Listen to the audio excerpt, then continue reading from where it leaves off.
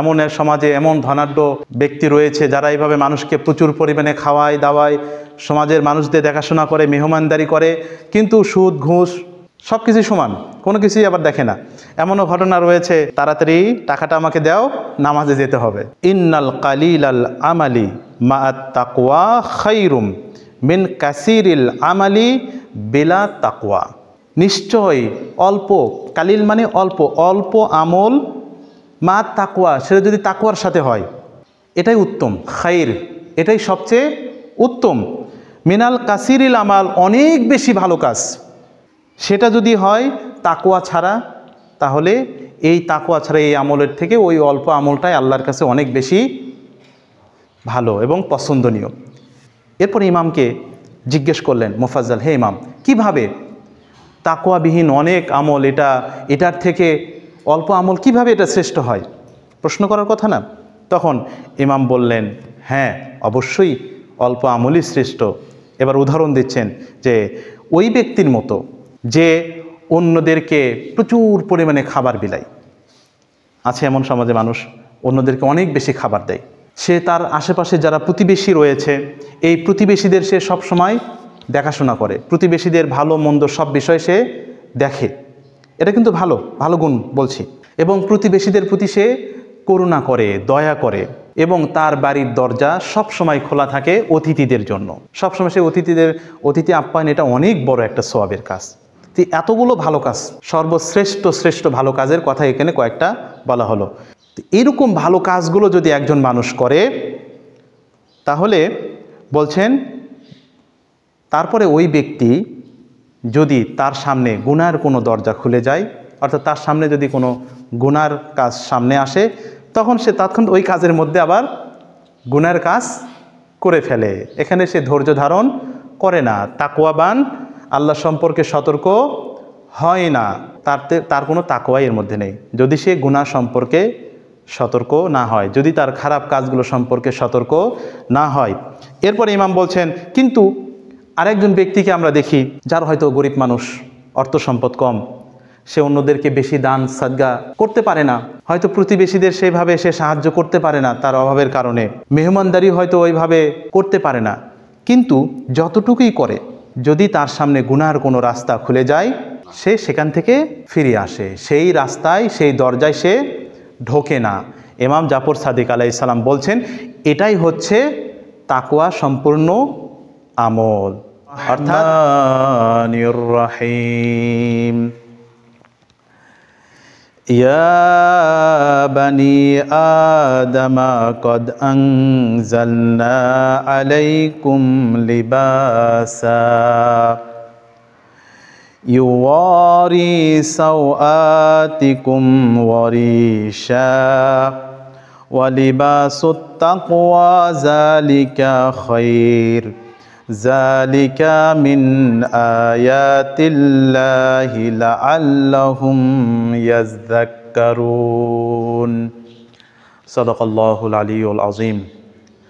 উপস্থিত সম্মানিত মুমিন এবং মুমিনাতগণ, আজকে রবিউল আউয়াল মাসের সর্বশেষ জুম্মা আমরা অতিবাহিত করছি।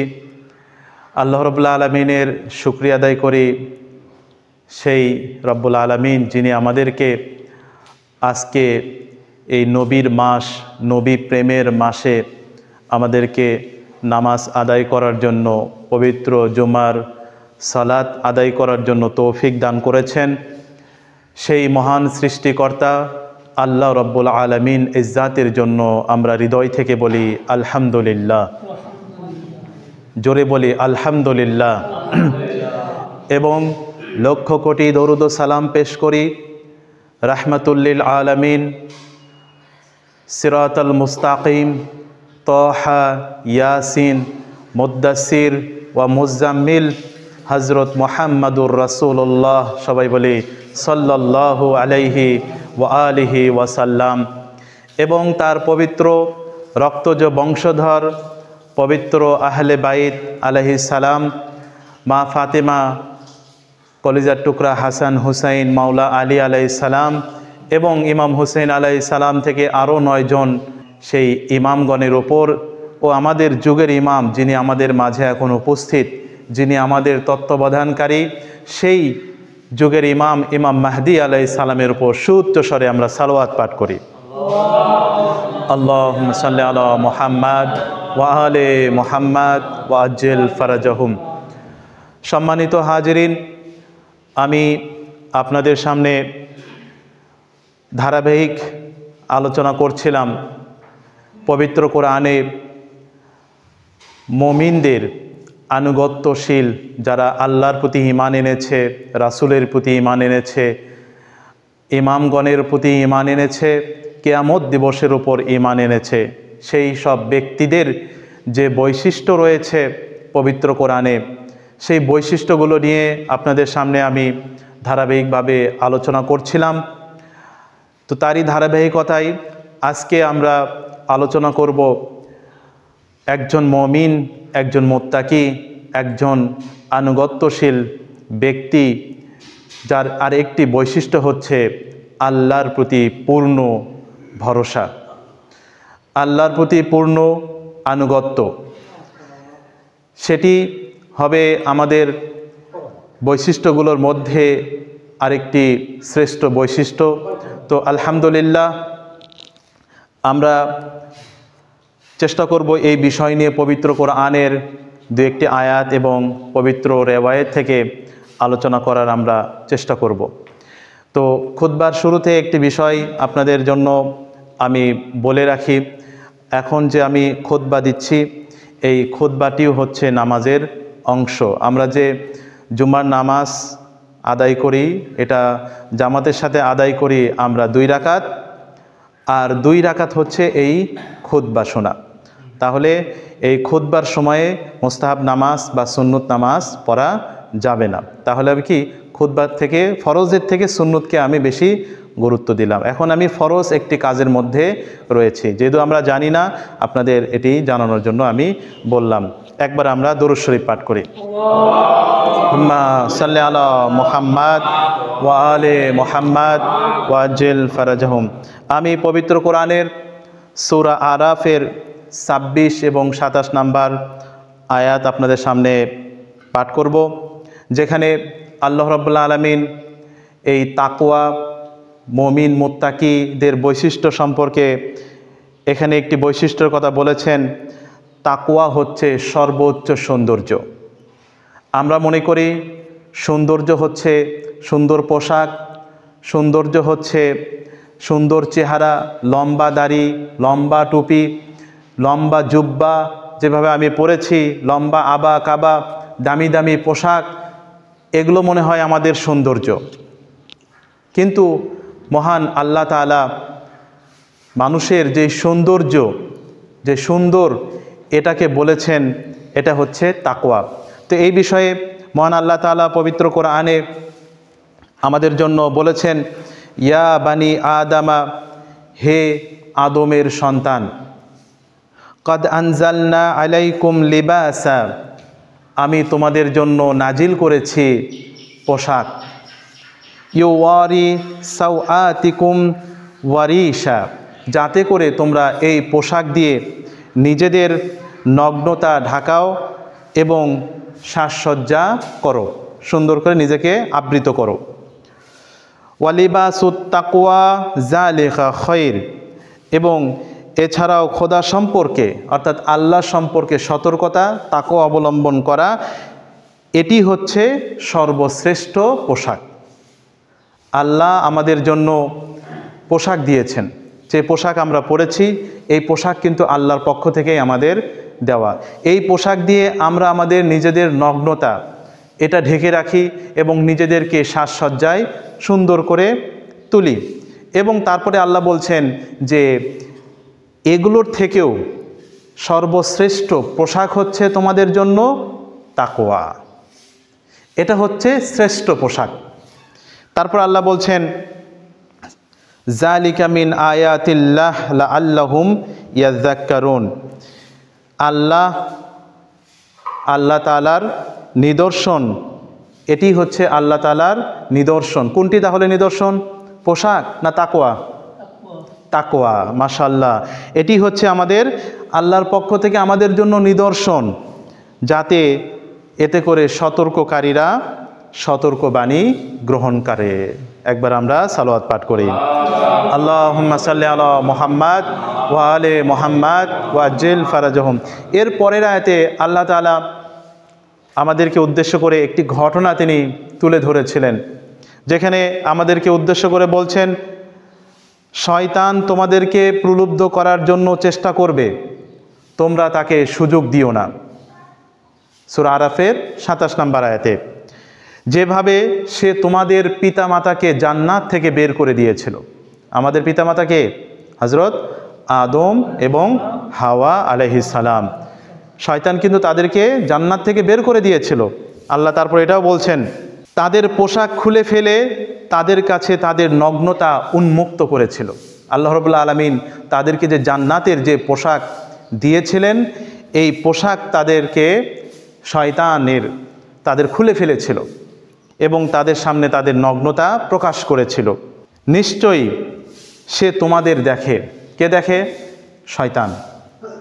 এবং শুধু শয়তান নয়, সে এবং তার বাহিনীগুলো এমন জায়গা থেকে তোমাদেরকে দেখে যেখানে তোমরা তাদের দেখতে পাও না।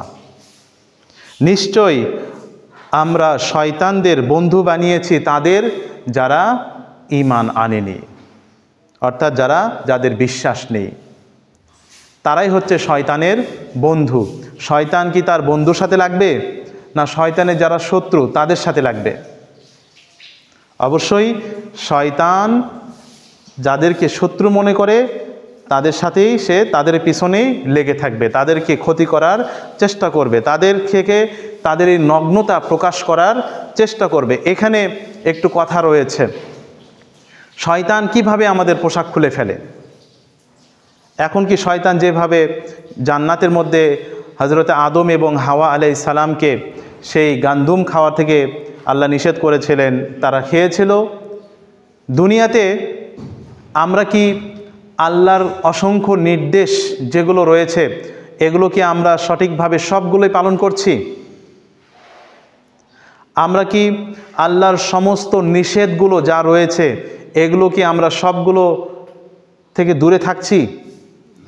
দেখেন, একটা নির্দেশ ছিল, আল্লাহর একটা উপদেশ ছিল যে ওই গাছের কাছে যেও না, গান্ধুম গাছের কাছে যেও না, আর এটা করেছিল শয়তান, তাদেরকে প্ররোচিত করেছিল এবং যার কারণে হযরতে হাওয়া আলাইহিস সালাম সেই গান্ধুম থেকে খেয়েছিলেন, যার কারণে একটা নির্দেশ অমান্য করার কারণে তাদের থেকে জান্নাতের পোশাক খুলে নেওয়া হয়েছে। কে করেছিল এই কাজটা? শয়তান। তাহলে দুনিয়াতে যখন আমরা চলাফেরা করছি, এই সমাজে পরিবারে বিচরণ করছি, এখন কি আমরা আমাদের নিজেদেরকে আল্লাহর সমস্ত নির্দেশ সমস্ত নিষেধ সবগুলো কি পুঙ্খানুপুঙ্খভাবে আদায় করছি? সম্ভব হবে না। তাহলে কি আমরা শয়তান কি আমাদেরকে কি এখন আমাদের সেই পোশাক খুলে নিচ্ছে? এখন হয়তো বাহ্যিকভাবে আমাদের এই পোশাক খুলতে পারছে না, কিন্তু আভ্যন্তরীণভাবে সেটা আমাদের পোশাক ঠিকই খুলে নিচ্ছে। আমরা ঠিকই আভ্যন্তরীণভাবে আমরা নগ্ন হয়ে যাচ্ছি, যেটা আমরা দেখতে পাচ্ছি না, যেটা আমরা বুঝতে পারছি না। তো আমরা সেই এখানের আরেকটি বিষয় এখানে যদি উল্লেখ করি যে সতর্কতা, আল্লাহ সম্পর্কে যারা তাকওয়ার অধিকারী, এই তাকওয়াটাই হচ্ছে সর্বশ্রেষ্ঠ পোশাক। তাহলে এখানে পোশাক হচ্ছে দুইটা, পোশাক দুই ধরনের। একটা পোশাক যেটা আমি পরে আছি, যেটা দিয়ে আমার বস্তুগত আমার এই শরীরের যে নগ্নতা রয়েছে এই নগ্নতাকে ঢেকে রাখছি এবং আমি নিজেকে সুন্দরভাবে সাজসজ্জা করেছি, এটা একটা পোশাক। আত্মার পোশাক কি তাহলে? আমাদের যে রূহ আত্মা রয়েছে, আত্মারও পোশাক রয়েছে। তাহলে আত্মার পোশাক কি?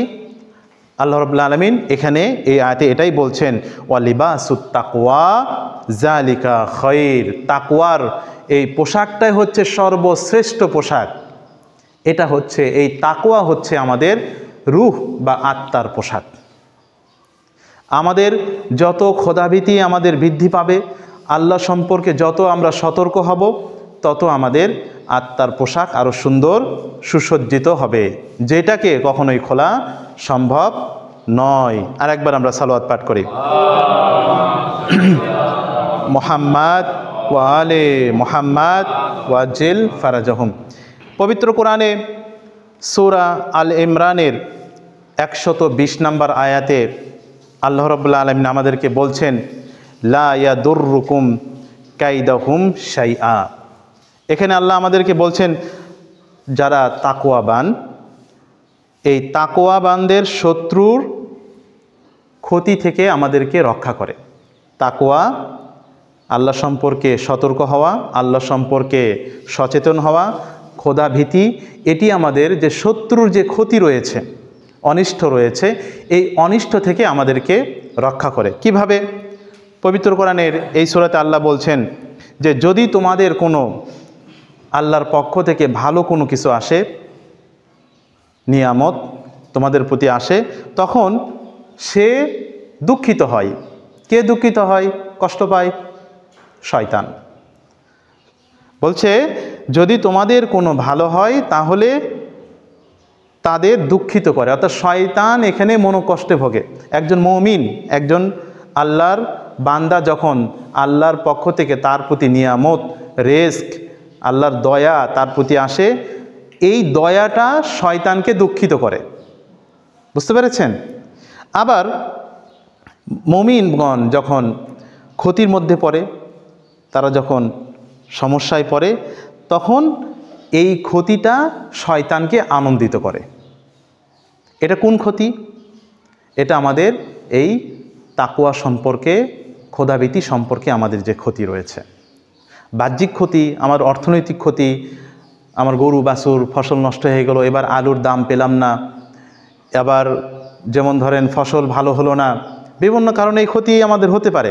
তবে এই ক্ষতি শয়তানকে তেমন প্রভাবিত করে না। তার থেকে বেশি শয়তানকে বেশি খুশি করে যখন একজন মানুষ তাকওয়া থেকে বেরিয়ে যায়, যখন একজন মানুষ সে খোদা সম্পর্কে সতর্ক হয় না, যখন একজন মানুষ তার আমল সম্পর্কে সতর্ক হয় না, সে দেখে না যে এই আমলটা আমার আল্লাহর জন্য করছি না আল্লাহর বাহিরে কারোর জন্য আমি করছি, এতে আল্লাহর সন্তুষ্টি আছে কি না, এই বিষয়গুলো যখন এইগুলো থেকে সে যখন মুখ ফিরিয়ে নেয়, গাফেল হয়, তখন এই কাজগুলো শয়তানকে খুশি করে, আনন্দিত করে। এরপরে আল্লাহ বলছেন, তারপরও যদি তোমরা ধৈর্য ধরো, ক্ষতি হওয়ার পরেও যদি তোমরা ধৈর্য ধরো এবং খোদা সম্পর্কে আবার সতর্ক হও। আমরা মানুষ, আমরা সাধারণ মানুষ, আমাদের দ্বারা ভুল ত্রুটি হতেই পারে। আমরা সাধারণ মানুষ কেউই বলতে পারবো না, না আমি একদম 100% সঠিক আছি, আমার দ্বারা কখনো ভুল ত্রুটি হয় না। কি এমন কেউ গ্যারান্টি আমরা দিতে পারবো? আমরা কেউই এমন গ্যারান্টি দিতে পারবো না, কারণ আমরা খুবই দুর্বল। দোয়ায়ে কুমাইলে আমরা পাঠ করি, হে আল্লাহ আমার এই চামড়াগুলো খুবই দুর্বল, আমার এই হাড়গুলো খুবই ক্ষীণ, আমি খুবই অসহায়, আমি নীচ। যেভাবে আমরা দোয়ায়ে কুমাইলে আল্লাহর কাছে প্রার্থনা করে থাকি, সত্যিকার অর্থেই কিন্তু আমরা এইরকমই দুর্বল। এখানে বলা হচ্ছে, হে আল্লাহ যদি এই দুনিয়ার সামান্য দুঃখ কষ্ট আমি সহ্য করতে পারি না, তাহলে জাহান্নামের সেই কঠিন আযাব আমি কিভাবে সহ্য করব? আর শয়তানের একটাই মাত্র লক্ষ্য এবং উদ্দেশ্য হচ্ছে মানুষকে জাহান্নামে পৌঁছে দেওয়া। তো দোয়ায়ে কুমাইলে আমরা এটাই বলছি, আমরা হচ্ছে খুবই দুর্বল, দুনিয়ার সামান্য এই আযাব কষ্ট মনোকষ্ট আমরা সহ্য করতে পারি না, তাহলে জাহান্নামের সেই কঠিন আযাব কিভাবে সহ্য করব? যে আগুনের কোনো শেষ নেই, যে আগুন, যে আযাবের কোনো সীমা নেই, যে আযাবের কোনো কতদিন পর্যন্ত হবে এমনও কোনো নির্দিষ্ট সময় নেই, তাহলে এমন এই জাহান্নামের কঠিন আযাব আমি কিভাবে সহ্য করব? আর এরকম একটি জায়গায় নিয়ে যাওয়ার জন্য শয়তান আপ্রাণ চেষ্টা করে এই মুত্তাকিদের পিছনে লেগে থাকার জন্য। শয়তান সম্পর্কে আমাদেরকে এখানে আরও সতর্ক হতে হবে। তারপর আল্লাহ বলছেন, এরপরেও যদি তোমরা অপরাধ করে ফেলো, তোমাদের দ্বারা যদি কোনো গুনার কাজ ঘটে থাকে, তাহলে তোমরা ধৈর্য ধরো। ধৈর্য ধরা মানে কি? আল্লাহ বলছেন এখানে ধৈর্য ধরা মানে হচ্ছে তৎক্ষণাৎ তোমরা আল্লাহর প্রতি ইস্তেগফার পাঠ করো। আর একটা মুমিনদের বৈশিষ্ট্য আমি বলেছিলাম, বেশি বেশি ইস্তেগফার পাঠ করা। যদি তোমাদের দ্বারা কোনো গুনার কাজ হয়ে থাকে, তৎক্ষণাৎ তোমরা সতর্ক হও, এই গুনাহ সম্পর্কে, এই অপরাধমূলক কাজ সম্পর্কে সতর্ক হও, সাথে সাথে ইস্তেগফার পাঠ করো।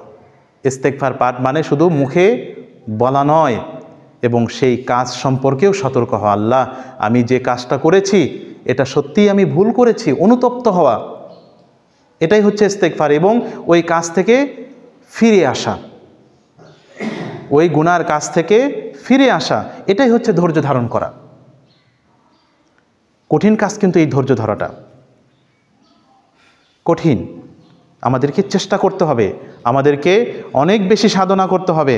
তারপর বলছেন তোমরা ধৈর্য ধারণ করো, ওয়াসবিরু ওয়াত্তাকুল্লাহ, এবং খোদা সম্পর্কে তোমরা সতর্ক হও, এবং তাদের প্রতারণা তোমাদের কোনো ক্ষতি করতে পারবে না। তাহলে দুইটা কাজ। এক, শয়তান সবসময় আমাদের পিছনে লেগে আছে আমাদেরকে ক্ষতির মধ্যে ফেলার জন্য। আমাদের রগে রগে, আমাদের মনে পর্যন্ত সে বসবাস করে। এমন একটি শয়তান থেকে আমরা কিভাবে রক্ষা পাবো? আল্লাহ এখানে দুইটা রাস্তা আমাদেরকে দেখিয়ে দিলেন।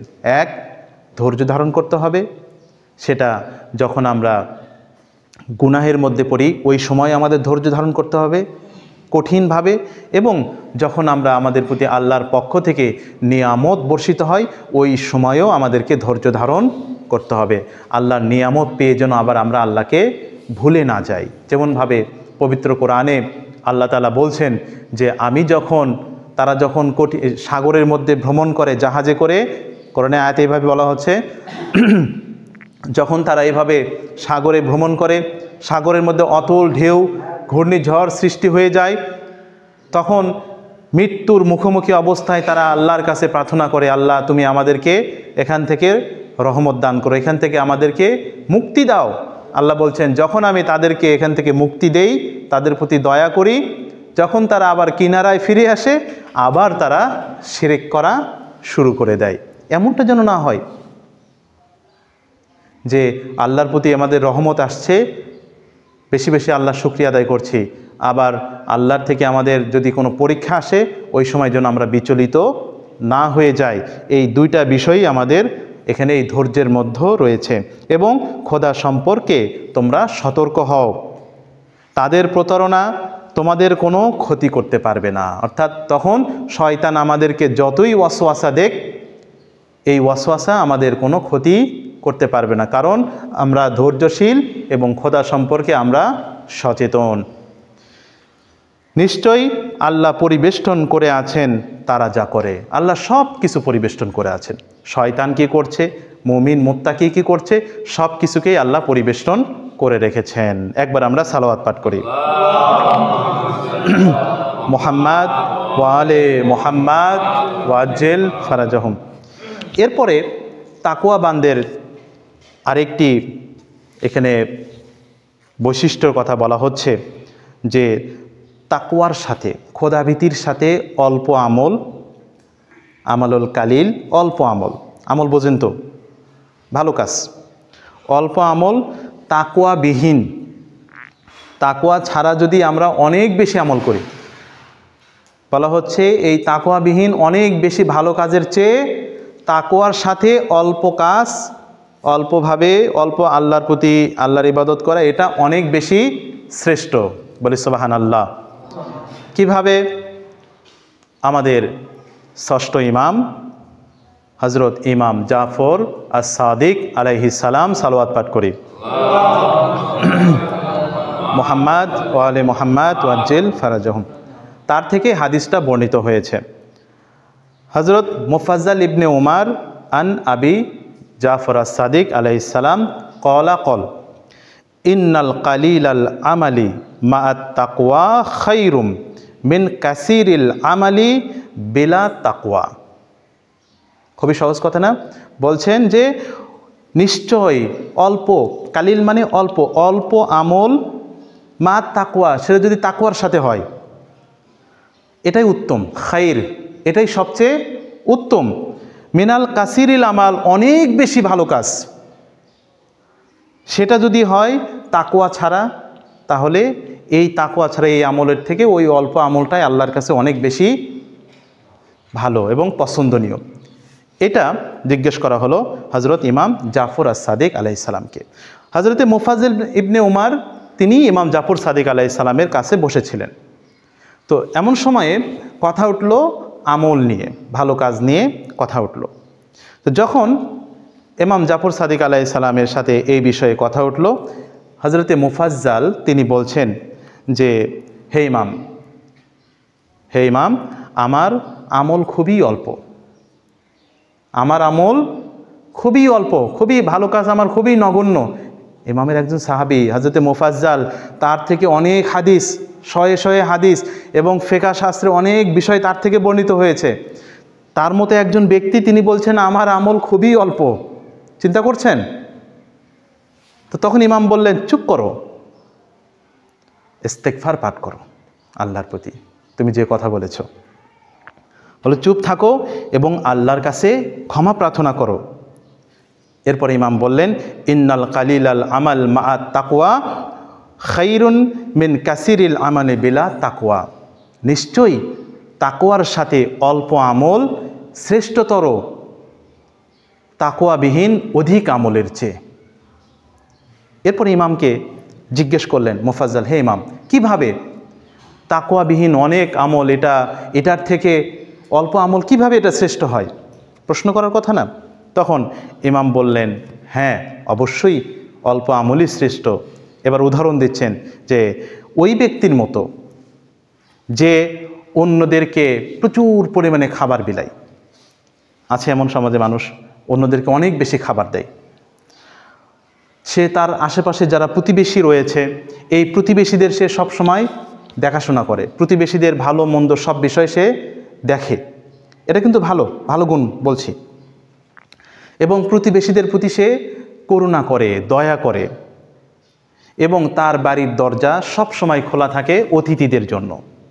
সবসময় সে অতিথি আপ্যায়ন, এটা অনেক বড় একটা সওয়াবের কাজ। তো এতগুলো ভালো কাজ, সর্বশ্রেষ্ঠ ভালো কাজের কথা এখানে কয়েকটা বলা হলো, যে অন্যদেরকে খাওয়ানো, এর থেকে ভালো কোনো কাজ আর হয় না। প্রতিবেশীদের প্রতি দয়া করা, তাদের বিপদ আপদে সাহায্য করা, এর থেকে ভালো কোনো কাজ হয় না। অনেক ভালো কাজের মধ্যে অনেক উত্তম ভালো কাজ এগুলো। এবং মেহমানদারি করা, মেহমানদের জন্য সবসময় দরজা খুলে রাখা। এরকম ভালো কাজগুলো যদি একজন মানুষ করে, তাহলে বলছেন তারপরে ওই ব্যক্তি যদি তার সামনে গুনার কোনো দরজা খুলে যায়, অর্থাৎ তার সামনে যদি কোনো গুনার কাজ সামনে আসে, তখন সে তৎক্ষণ ওই কাজের মধ্যে আবার গুনার কাজ করে ফেলে। এখানে সে ধৈর্য ধারণ করে না, তাকওয়াবান, আল্লাহ সম্পর্কে সতর্ক হয় না। বুঝতে পেরেছেন আমার কথা? আবার ইমাম বলছেন যে এটাই হচ্ছে তাকওয়াবিহীন আমল। এর আগে যে ভালো কাজগুলো করেছে, এগুলো কাজগুলো তার কোনো তাকওয়াই এর মধ্যে নেই, যদি সে গুনাহ সম্পর্কে সতর্ক না হয়, যদি তার খারাপ কাজগুলো সম্পর্কে সতর্ক না হয়। এরপরে ইমাম বলছেন কিন্তু আরেকজন ব্যক্তিকে আমরা দেখি, যার হয়তো গরিব মানুষ, অর্থ সম্পদ কম, সে অন্যদেরকে বেশি দান সাদগা করতে পারে না, হয়তো প্রতিবেশীদের সেইভাবে সে সাহায্য করতে পারে না তার অভাবের কারণে, মেহমানদারি হয়তো ওইভাবে করতে পারে না, কিন্তু যতটুকুই সে করে এর মধ্যে যদি সে তাকওয়া অর্জন করে, তাকওয়া অর্জন মানে যদি তার সামনে গুনার কোনো রাস্তা খুলে যায়, সে সেখান থেকে ফিরে আসে, সেই রাস্তায়, সেই দরজায় সে ঢোকে না। ইমাম জাফর সাদিক আলাইহিস সালাম বলছেন এটাই হচ্ছে তাকওয়া সম্পূর্ণ আমল। অর্থাৎ উদাহরণ হিসেবে যদি আমরা বলতে পারি, এমন এক সমাজে এমন ধনাঢ্য ব্যক্তি রয়েছে যারা এইভাবে মানুষকে প্রচুর পরিমাণে খাওয়ায় দাওয়ায়, সমাজের মানুষদের দেখাশোনা করে, মেহমানদারি করে, কিন্তু সুদ ঘুষ সব কিছুই তার কাছে সব কিছুই সমান, কোনো কিছুই আবার দেখে না। এমনও ঘটনা রয়েছে যে সরকারি অফিসের দপ্তরদের এখানে বলা হয় যে যে তাড়াতাড়ি টাকাটা আমাকে দাও, নামাজে যেতে হবে। মানে কিসের টাকা চাচ্ছে? তাড়াতাড়ি ঘুষে যে টাকাটা তোমার সাথে চুক্তি হয়েছে ঘুষ বাবদ, সেটা দ্রুত আমাকে দাও, নামাজের সময় হয়ে গেছে, নামাজে আমাকে যেতে হবে। এটা হচ্ছে ওই আমল। কোন আমল? তাকওয়াবিহীন আমল। সে তার কাছে সুদ ঘুষ এগুলো কোনো কিছু বিষয় না, কিন্তু আবার সে সমাজের ভালো ভালো কাজও করে থাকে।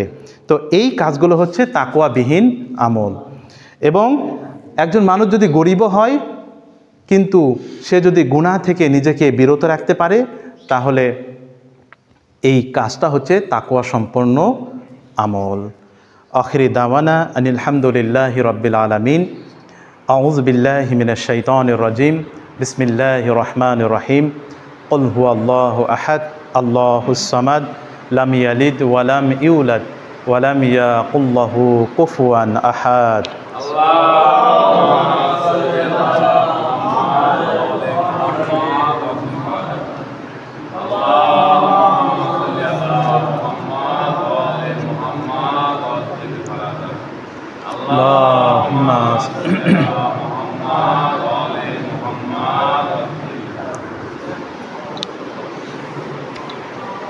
أعوذ بالله من الشيطان الرجيم.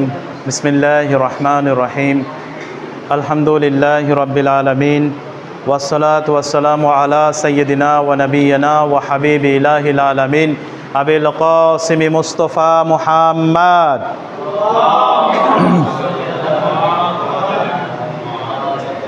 والصلاة والسلام على سيدة النساء العالمين حضرت فاطمة الزهراء سلام الله عليها.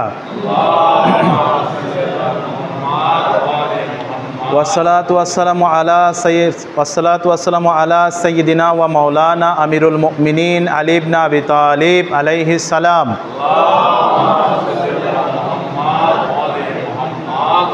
والصلاة والسلام على سيدنا ومولانا حسن بن علي عليه السلام.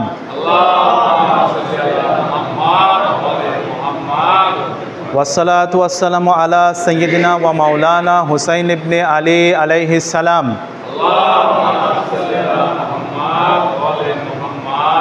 والصلاة والسلام على سيدنا ومولانا علي بن الحسين زين العابدين عليه السلام. والصلاة والسلام على سيدنا ومولانا محمد بن علي الباقر عليه السلام.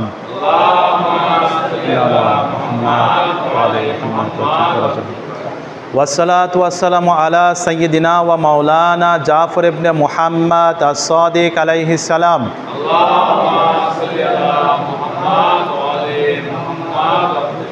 والصلاة والسلام على سيدنا ومولانا موسى بن جعفر القاظم عليه السلام.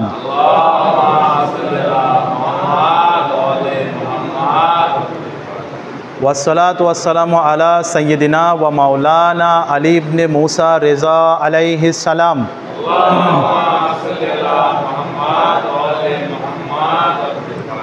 والصلاة والسلام على سيدنا ومولانا علي بن موسى رضا عليه السلام.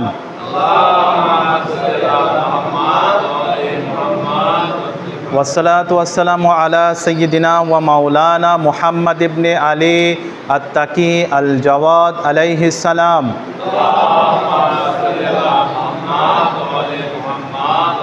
والصلاة والسلام على سيدنا ومولانا علي بن محمد النقي الهادي عليه السلام.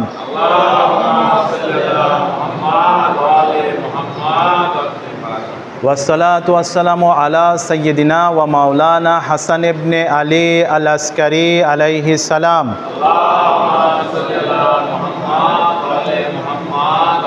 والصلاة والسلام على سيدنا ومولانا قائم المنتظر المهدي عليه السلام.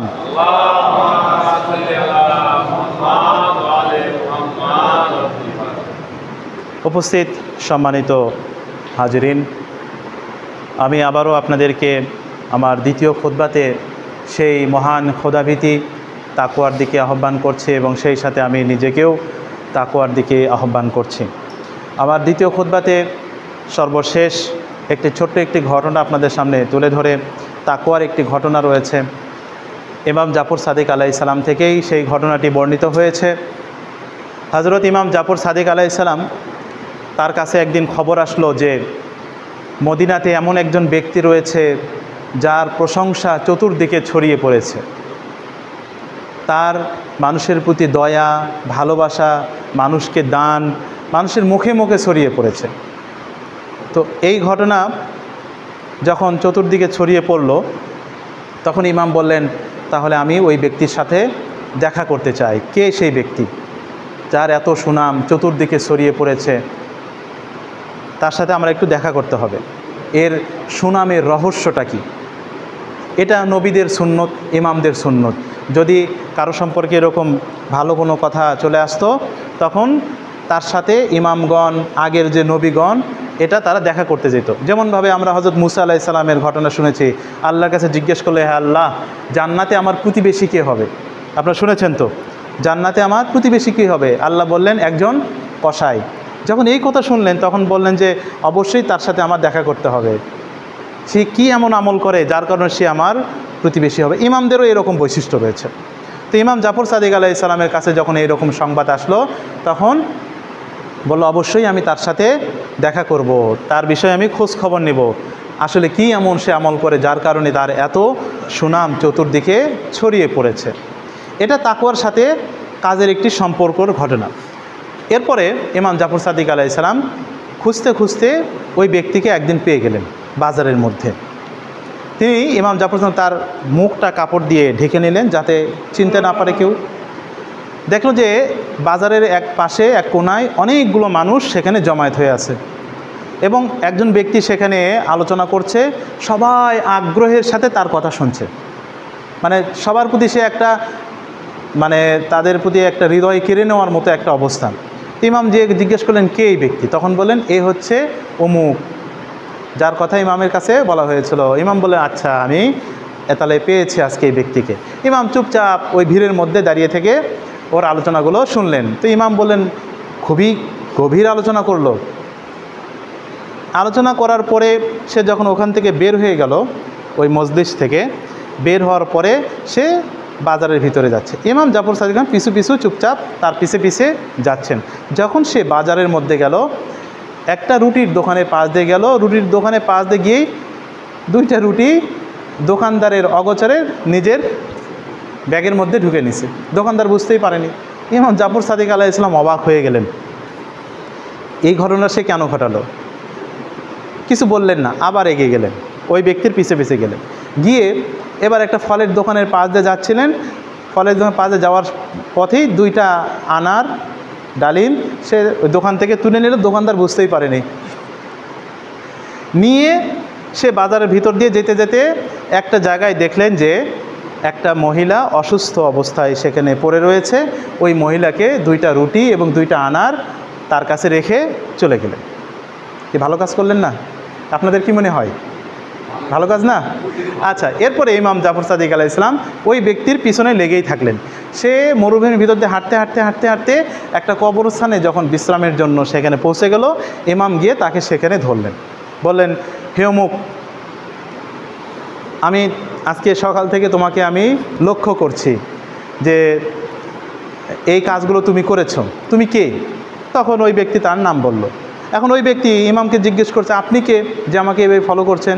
বললেন, আমি হচ্ছি পাইগাম্বারদের সন্তান, আমি হচ্ছি পাইগাম্বারদের সন্তান। তখন ওই ব্যক্তি চিনতে পারলো, আপনি হচ্ছেন জাফর ইবনে মুহাম্মদ, অর্থাৎ জাফর সাদিক।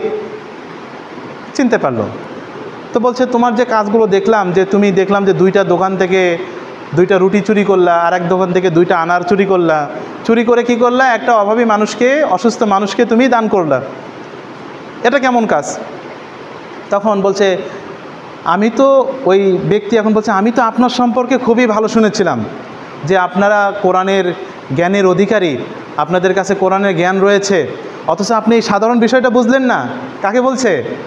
ইমাম জাফর সাদিক আলাইহিস সালামকে ওই ব্যক্তি এইভাবে বলতেছে, আপনি কি কোরআনে পড়েননি যে কোনো ব্যক্তি যদি একটা ভালো কাজ করে তাহলে তার যে পুরস্কার কয় গুণ দেওয়া হয়? 10 গুণ। কয় গুণ দেওয়া হয়? 10 গুণ। একটা ভালো কাজ যদি কেউ করে আল্লাহর পক্ষ থেকে তাকে 10 গুণ পুরস্কার দেওয়া হয়। আবার কেউ যদি একটা গুনাহের কাজ করে এর জন্য সে একটাই, এর কোনো আর গুণ থাকে না, একটাই সে হয়। তাহলে বলল যে আমি 2টা রুটি চুরি করেছি, 2টা আনার চুরি করেছি, তাহলে আমার গুনাহ হলো কয়টা? 4টা। আর আমি যখন এই 4টা জিনিস একজন ব্যক্তিকে দান করলাম তাহলে আমার পুরস্কার হলো কয়টা? 40টা। একটা রুটির বনে 10টা, তাহলে 4 10-এ 40টা। 40 থেকে যদি 4টা গুনাহ আমি মাইনাস করি তাহলে তাও আমার 36টা ভালো কাজ আমার আমলনামায় লেখা থাকে। ইমাম জাফর সাদিক আলাইহিস সালাম এবার তিনি বুঝতে পারলেন যে এই ব্যক্তির হিসাব কোথায়। তখন তাকে বললেন, হে অমুক, তুমি হয়তো কোরআনে পড়নি, আল্লাহ রাব্বুল আলামিন মানুষের ওই আমলগুলোই কবুল করে থাকেন যেগুলো মানুষ তাকওয়ার সাথে করে থাকে। বলি সুবহানাল্লাহ, জোরে বলি না সুবহানাল্লাহ। কে ঘুমিয়ে গেছেন? মানুষের আল্লাহ কোন আমল কবুল করে থাকেন? যেই কাজের মধ্যে তাকওয়া থাকে। তো ইমাম তাকে বললেন, তুমি প্রথমে তো 2টা রুটি চুরি করেছো, 2টা ডালিম চুরি করেছো এবং সেই সাথে একজন ব্যক্তিকে দান করেছো, বরং এখানে তোমার কোনো পুরস্কারই তোমার জন্য নেই, বরং 2 2 4 এবং এই দান করাটাও হচ্ছে একটা গুনাহ। চুরি করে দান করাটাও একটা গুনাহ, বরং তুমি সবসময় গুনার মধ্যেই লিপিবদ্ধ ছিলে। তো আল্লাহুম্মা সাল্লি আলা মুহাম্মাদ ওয়া আলি মুহাম্মাদ ওয়াজ্জিল ফারজাহুম। আল্লাহ রাব্বুল আলামিন আমাদেরকে আমাদের আমল সম্পর্কে, আমাদের কাজ সম্পর্কে সতর্ক হওয়ার তৌফিক দান করুক। আমাদের সামনে যখন গুনাহের দরজা খুলে যায় ওই সময় আমাদেরকে ধৈর্য ধরার তৌফিক দান করুক। এই বলে আমার দ্বিতীয় খুতবাকে এখানে শেষ করছি। আখিরি দাওয়ানা আনিল হামদুলিল্লাহি রাব্বিল আলামিন। আসসালামু আলাইকুম ওয়া রাহমাতুল্লাহি ওয়া বারাকাতুহু।